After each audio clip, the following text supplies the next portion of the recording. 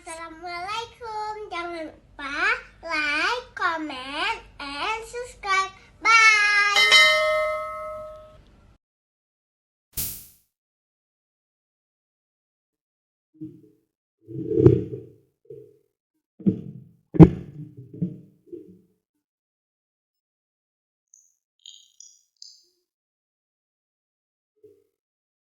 Bismillahirrahmanirrahim. Assalamualaikum warahmatullahi wabarakatuh. Alhamdulillahi rabbil alamin. Salatu wassalamu ala asyrafil anbiya'i wal mursalin wa ala alihi wa ashabihi ajma'in. Raditu billahi rabba wa bil islami dina wa bi Muhammadin nabiyya wa rasula. Ishrah li sadri wa yassir li amri wahlul 'uqdatam min lisani yafqahu qawli. Allahumma ij'al jam'ana hadza jam'an marhuma tafarruqana min ba'dihi tafarruqan ma'suma. Kaum muslimin dan muslimat sidang jamaah subuh yang dirahmati Allah. Pada pertemuan yang lalu kita sudah membahas tentang roh. Kemudian kita juga sudah membahas tentang nafsu. Dan kita membahas apa beda roh dan nafsu.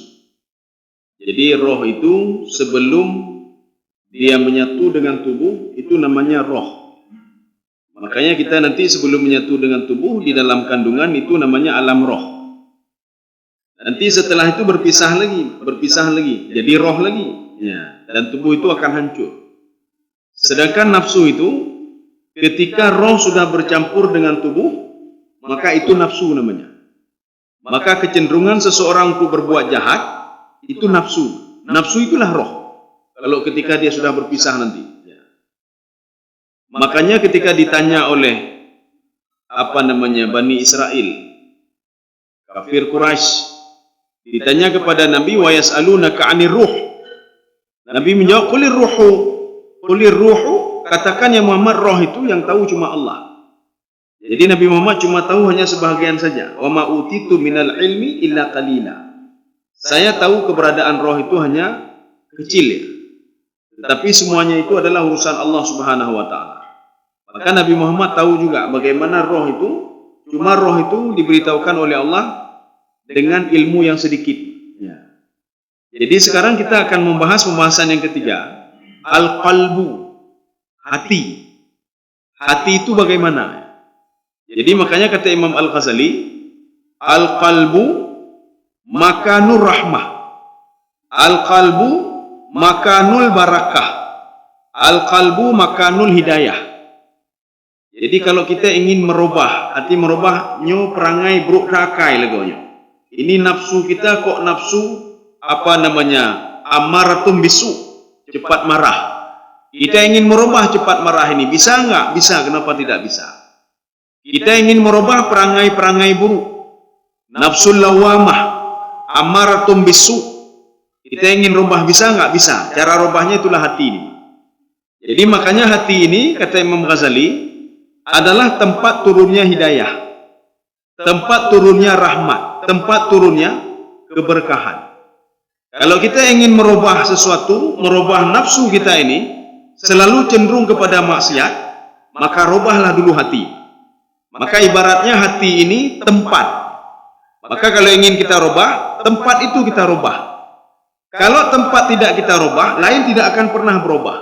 Contoh, jaronyo cabak dah cok tagok. Kita ingin merubah tangan ini, bukan tangan yang kita rubah, tapi hati kita rubah. Mata ini senang sekali kepada mencintai maksiat. Dia cinta kepada maksiat. Dia lihat maksiat. Bagaimana caranya? Hati ini kita rubah. Karena sumbernya itu di sini. Sumber itu di hati. Jadi makanya hati itu yang kita tahu dengan kalimat al-qalbu itu bukan lever. Karena ada lever, satu lagi lever. Levernya hati. Pada tajak kedih pun anji. Rumah makan. Ai nebu hati bu, ibu hati. Apakah hati itu? Jadi bukan hati itu. Cuma bahasa kita bahasakan hati itu lever, hati itu lever. Tapi dalam bahasa Arab, al-qalbu itu adalah jantung. Kalbu itu jantung. Ada seorang mahasiswa S3 di Medan ya. Dia menghubungi saya, dia kontak saya. Dia tanya begini, ada nggak dalil dalam Al-Quran? Dalil dalam Al-Quran yang pertama sekali itu disanjung oleh Allah adalah hati. Saya tanya dulu sama beliau, Bapak tahu nggak hati itu apa? Oh, nak tahu. Hati itulah jantung. Hati itu jantung. Yang dimaksudkan Rasulullah di dalam mudghah, dalam jiwa manusia ada mudghah. Kemudian Rasulullah membuat tangannya, mengepalkan tangannya. At-taqwa hahuna. Ada segumpal daging. Itulah jantung. Jadi makanya setelah diteliti, saya bilang begini, coba kamu teliti dulu. Bapak teliti dulu. Dalam Al-Quran banyak sekali kecerdasan hati dibandingkan kecerdasan otak. Kecerdasan hati dalam Al-Quran itu diungkapkan dalam bentuk hal-hal yang positif. Qulubun la yaqiluna biha. Ada hati yang tidak cerdas, kata Allah. Tapi ketika Allah mengumpamakan otak yang tidak cerdas, itu selalu kepada makna negatif. Kalian punya otak tapi seperti tidak punya otak, kata Allah. Jadi ini kalau seandainya menggunakan otak ini. Makanya kenapa dikatakan itu jantung? Setelah dilakukan penelitian, ketika manusia itu hidup, yang pertama berdetak itu adalah jantung. Ya. Ketika diberikan roh, yang pertama berdetak adalah jantung. Jantung ini memompa ke seluruh tubuh. Kalau kita makan haram, daging yang kita makan, makanan yang kita makan, itu sudah menjadi darah, darah itu dipompa ke seluruh tubuh. Makanya nanti di tangan ini ada yang haram, di kepala ada yang haram, di kaki ada yang haram, di perut semua ada yang haram. Ketika seluruh tubuh ada yang haram, maka kita malas beribadah. Ibadah. Berat untuk ibadah. Kenapa? Ini ada yang haram di sini, Pak. Ada darah-darah haram. Maka Rasulullah mengatakan, kalau ada satu titik saja yang haram di dalam tubuh manusia, fannaru aula bihi. Neraka itu lebih cocok untuk dia. Sekarang kita ingin merubah, Pak. Kebiasaan tangan mengambil punya orang lain. Kebiasaan mata melihat maksiat. Kebiasaan mulut ini ngomongin orang lain. Bisa nggak kita rubah? Bisa. Kita merubahnya hati yang kita rubah dulu, Pak. Hati yang kita rubah. Maka kata Imam Ghazali tadi, hati ini tempat hidayah. Kalau hati sudah dapat hidayah, tangan juga dapat hidayah. Kalau hati sudah dapat rahmat, tangan ini juga dapat rahmat dan berkah. Apapun yang kita cari dengan tangan ini berkah selalu. Nyo hati kuto, bagaimana mau keberkahan? Bagaimana rezeki itu mau berkah? Kita cari rezeki dari pagi sampai sore, nyo berkah ya Allah, kita berdoa berkah, tidak bisa berkah kalau hati belum kita perbaiki lagi. Jadi pembahasan kita ini adalah hati tentang al-qalbu. Itu jantung. Maka kalau seandainya, ya ini di dalam tafsir Sawi juga, dalam tafsir Sawi, Nabi Ayub alaihissalam rupanya yang lain tidak berfungsi lagi, artinya tangannya sudah stroke, ya sudah tidak bergerak lagi. Yang bergerak cuma jantung, jantung. Mata tidak nampak lagi, jantung, telinga, mulut, ya yang Jadi jantung terus memompa. Telinga terus mendengar, mata tak bisa melihat lagi, mulut masih bisa ngomong. Itu Nabi Ayub alaihissalam. Kalau seandainya jantung sudah berhenti, maka semua akan berhenti. Inilah yang dikatakan dengan al-qalbu. Dia memompa ke seluruhnya. Makanya yang kita kaji itu, al-qalbu itu bukan secara zahirnya, tapi secara batinnya. Ya, secara batinnya. Semua terkumpul di dalam kalbu ini, dalam hati ini. Maka seorang kalau ada masalah, selalu imah hati, Pak. Ya Allah, uro-uro hati, uro-uronya, Pak. Ya. Jadi maka al-qalbu itu jantung. Cuma bahasa kita saja hati namanya, Pak. Orang Arab bukan hati. Hati itu lain lagi bahasa Arabnya. Ya. Jadi bukan al-qalbu. Jadi al-qalbu itu jantung. Maka nanti kalau ada di Arab itu rumah sakit al-qalbu, nyampe nemita rumah sakit hati, Pak. Oh, hati lu kata sakit liver, dajak kenan, hana pak, hana puban. Jadi rumah sakit kalbu, rumah sakit jantung. Ya, rumah sakit jantung. Bukan rumah sakit hati. Ya. Cuma bahasa kita bahasakan kalbu itu menjadi hati. Kaum muslimin sedang jemaah yang dirahmati Allah. Tsumma 'alaika bihifdhihi. Ini kata Imam Syekh Zaini Dahlan. Beliau mensyarah punyanya Imam Al-Ghazali. Ini ada dua kitab di sini, Pak. Kitab Minhajul Abidin dan kitab Sirajul Talibin. Jadi Minhajul Abidin itu sebagai dasarnya. Sirajul Talibin beliau mensyarah lagi, mensyarah. Artinya menjelaskan. Kalau ada kita tidak paham maka dijelaskan oleh Syekh Zaini Dahlan. Tsumma 'alaika bihifdhihi. Kita harus menjaga hati ini, Pak. Makanya kalau kita ngomongin orang lain, nyo hati medadu, Pak, hati medadu. Kita mencuri punya orang lain, hati medadu. Makanya setiap kita berbuat maksiat itu semuanya kembali ke hati, Pak.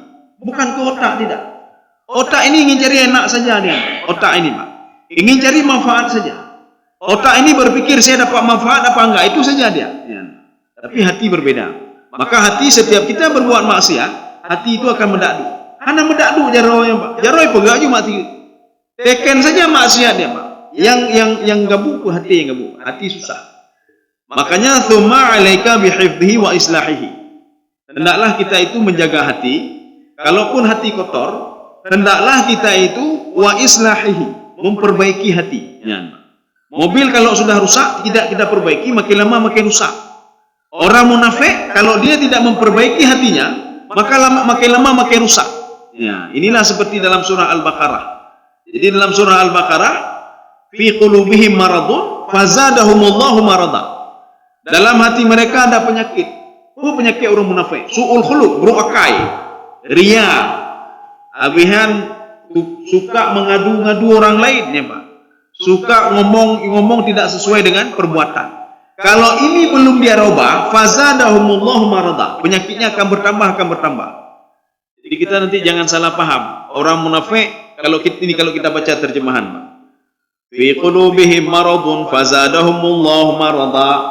Orang munafik itu ada penyakit, Allah menambah lagi penyakitnya.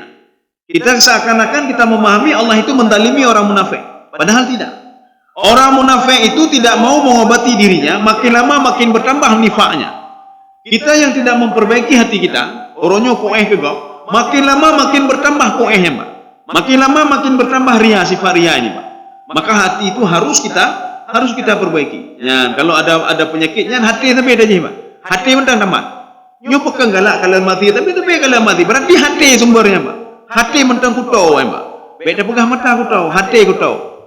Nyo jaro teken tegop, beda pesalah jaro, Pak. Tangan ini jahat, hati yang jahat, ya, Pak. Ya. Maka yang kita perbaiki adalah hati, bukan yang lain. Wa husnin nazar fi dzalika wa budlil majhul. Jadi sebagaimana kita memperhatikan anggota tubuh lain, kita beli jam, kita beli pakaian yang bagus, mobil bagus, spring bed yang bagus untuk tubuh ini. Hati juga butuh, hati juga butuh. Jadi dia bukan kita biarkan begitu saja, dia butuh makanan juga. Jadi makanya wa husnun nazar fi budlil al majhul. Jadi kita harus berupaya juga untuk bisa merubah dan mendidik hati ini. Ya, jadi bukan saja untuk memberikan fasilitas kepada tubuh ini, hati juga kita kasih fasilitas. Ada apa sebenarnya? Oh ya. Karena fa innahu a'zamu a'dha khataran. Di antara semua anggota tubuh yang paling parah itu hati, Pak. Ya. Yang paling parah itu hati. Kemudian wa aktsaruha atharan. Hati ini juga yang paling berpengaruh ketika seorang itu beriman kepada Allah, hati juga. Maka kata Imam Sawi, kenapa kita itu disuruh baca Al-Quran di malam hari? Maka gue baca Al-Quran malam hari. Paling enggak sampai ayat mana baca aja, Cik. Dalikal kitabu la raiba fihi hudal lil muttaqin. Atau kita baca surah Ar-Rahman saja. Ar-Rahman. Yang mana baca? Ya. Atau kita baca 2 ayat.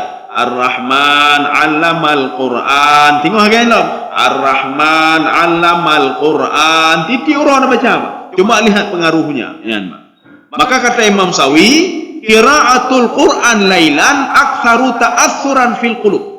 Itu lebih banyak kalau kita baca Quran di malam hari, pengaruhnya itu sangat banyak dibandingkan kita baca Quran di pagi hari, di siang hari. Penyohanan petin coba, tapi dengan syarat kita pahami dulu apa yang kita baca. Ya, kita pahami dulu apa yang kita baca. Kalau bisa ulang-ulang, Ar-Rahman 'allamal Qur'an. Kita ulang ya, Ar-Rahman 'allamal. Betrip 3 minit mendang. Ya. Batai katro 3 minit, kaji piu. Tinggal menan 3 minit mendang, Pak. Atau tak bodoh dengan malam tak berzikir atau baca ayat. Semenit saja. Setelah semenit, katro 3 minit. Tatuk tak haju, Pak. Cuma lihat pengaruhnya. Pengaruhnya bagi hati itu sangat besar sekali. Ya. Makanya aktsaruha asaran. Wa adaquha amran Wa asyaquha islahan. Yang paling susah kita perbaiki juga hatinya, hati paling utama. Kalau tangan ini sakit, ya baru mau sakit nepubat jaro ulun hiat. Ya, mata sakit nepubat mata ulun hiat. Mungkin dokter mengatakan membutuhkan kepada waktu 1 hari 2 hari, tapi hati tidak. Kalau hati tidak berubah sampai kiamat seperti itu hati kita. Kegop dengki kegop walaupun salat kita setiap hari. Ya. Kenapa? Karena hati kalau bereh lemah. Okay. Wadhkur fihi khamsatu usul. Ini Imam Ghazali mengungkapkan ada 5 hal. Kenapa kita harus memperhatikan hati ini? Ada 5 hal. Yang pertama, al-aslu al-awwal. Jadi landasan yang pertama, kenapa kita harus memperhatikan hati? Perhatikan wajah mentang. Ini wajah tapi ada kalian, Pak. Ini wajah hanaji perle tajak pu najihan. Tajak bak salon ni perjih muka mak. Nyo wajah perle glowing le muka habis ratusan juta mak. Baiknya mentang nyo hati la keji mak. Ya, hati juga betul. Maka alasan yang pertama, firman Allah Subhanahu wa taala, ya'lamu kha'inatal a'yun wa ma tukhfis sudur. Allah mengetahui setiap pandangan kita maknya mak. Makanya dalam psikologi itu, ketika seorang melihat mata seorang itu nyo si fulannya bino orang ya, maka Allah mengatakan saya tahu pandangan dia itu. Dia melihat dengan jujur atau tidak jujur. Ya, 1. Wa ma tukhfi sudur. Dan yang disembunyikan di dalam hatinya. Jadi makanya hati itu termasuk sesuatu hal yang diperhatikan oleh Allah Subhanahu wa taala. Makanya kita salat, waktu salat itu fokus anggota tubuh, tapi fokuslah pada hati. Karena kekhusyukan itu datangnya dari hati, bukan dari tangan dan lain sebagainya. Kalau hati ini khusyuk, maka semua akan khusyuk. Hati tidak khusyuk, maka semua tidak khusyuk. Ya. Makanya kita nyoba dapat talahur lain. Talahrau ni apa? Talahrau. Kalau tidak khusyuk berarti yang salah kita. Jangan salahkan orang lain. Ini ada digambarkan di dalam kitab-kitab tasawuf. Ada seorang pemuda yang mempepet, pakai mempepet. Dia marah sama orang yang ada di sampingnya. Saya tidak khusyuk gara-gara bapak baca Quran besar sekali. Saya tidak khusyuk sedang salat tahajud di rumah, mendengar bacaan ngaji di masjid. Anak khusyuk loh, nyen tho BKM. Ya betullah BKM, Pak. Saya tidak khusyuk gara-gara apa? Orang samping saya berzikir. Illallah. Yang tanah ganyan nih, Pak. Itu saya tidak khusyuk, salah anak-anak lari-lari dalam masjid. Waktu itu dia nggak tahu mau buat apa lagi, karena kempepem. Dia ketemukan ada seorang ada orang urung malim ini, Mbak. Gedu ya, Mbak. Anak berapa pegetanya, wahai tuan guru, tolong ajarkan saya bagaimana supaya saya khusyuk dalam beribadah. Nyona khusyuk lu anemi plung gede. Kemudian apa lagi? Ada orang ngaji lagi, ada orang ini lagi.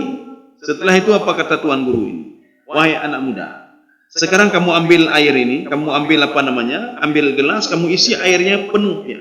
Yang penuh kamu isi. Sekarang tugas kamu, tolong kamu keliling masjid ini dengan syarat air ini jangan tumpah. Setelah itu kamu kembali ke saya lagi. Pemuda ini tidak tahu apa maksud tuan guru ini. Kalau air tidak tumpah mudah sekali. Ya. Akhirnya dia konsentrasi sedemikian rupa supaya air ini tidak tumpah. Mengeliling di masjid, Jadi dia jaga betul air ini tidak tumpah. Ketika sampai ke situ, wahai tuan guru, saya sudah berhasil. Air ini tidak tumpah. Tuan guru bertanya, ketika kamu bawa air tadi, berapa orang anak-anak yang lari di samping kamu? Tidak tahu saya. Tidak tahu. Berapa orang yang baca Quran tadi dalam masjid? Tidak tahu juga.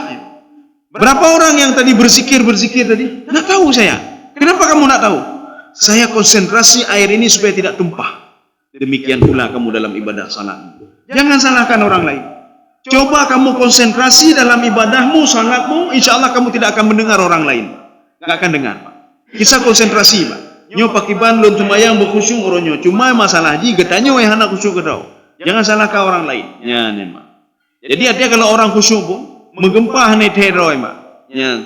Oh, hana lu peti, ya, Pak. Oh, enggak percaya saya. Tidak, pasti kalau gempa plung, ya, Pak. Kalau orang sudah banggi ke game online, Pak, judi online. Dia main judi online, Pak. Dia sudah berada di dalam judi online itu, Pak. Gempa, Pak, menggempa tegah naik plung, ya, Pak. Kenapa? Karena dia fokusnya ke situ, Pak. Ya. Kejadian apapun yang terjadi di depan kedai kopi, wah mupo ini, Pak. Ini petepu, Pak. Ini petepu, Pak. Ya. Jadi artinya apa? Kekhusyukan itu tergantung pada diri seorang itu sendiri. Ya.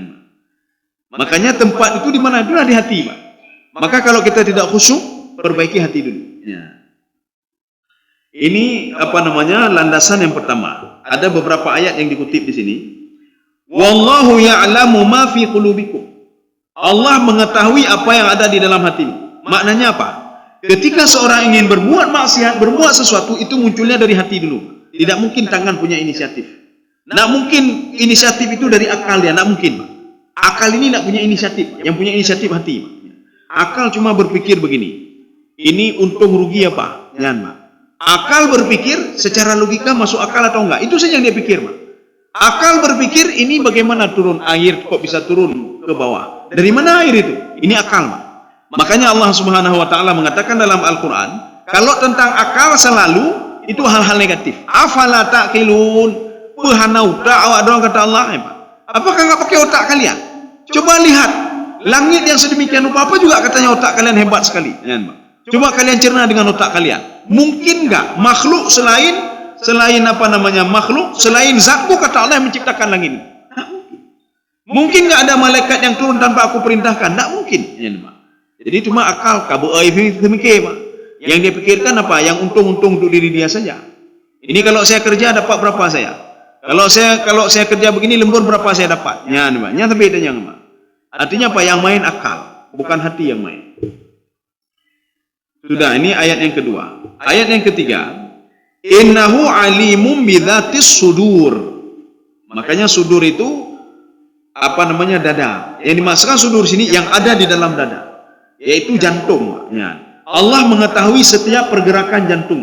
Kenapa Allah tahu? Karena Allah yang ciptakan itu. Kita saja bisa mengetahui seorang yang merakit mobil. Ketika mobil ini bermasalah, seorang akan tahu masalahnya di sini. Debu, Pak. Ya, debu. Masalahnya di sini, masalahnya di sini. Tetapi montir-montir baru itu, ketika mobil itu baru dikeluarkan, dia nak tahu harus dia pelajari dulu, Pak. Nyo motor tenino, nyo jihino, motor tenino, baterai di sini. Kendaraan ini baterainya di sini. Sekarang sudah berpindah lagi. Dia harus pelajari dulu. Tapi yang membuat mobil itu tidak perlu pelajari lagi, karena dia yang membuat mobil itu. Jadi maka Allah mengatakan, saya tahu apa yang ada di dalam hatinya. Dia membicarakan si pula. Dia suudzon kepada saya. Dia ingin berbuat sekian, ingin berbuat ini, saya tahu semua kata Allah Subhanahu wa taala. Jadi makanya menjaga hati ini pengaruhnya bagi anggota tubuh. Seorang yang tidak pandai menjaga hati, anggota tubuh juga tidak terjaga. Terima kasih.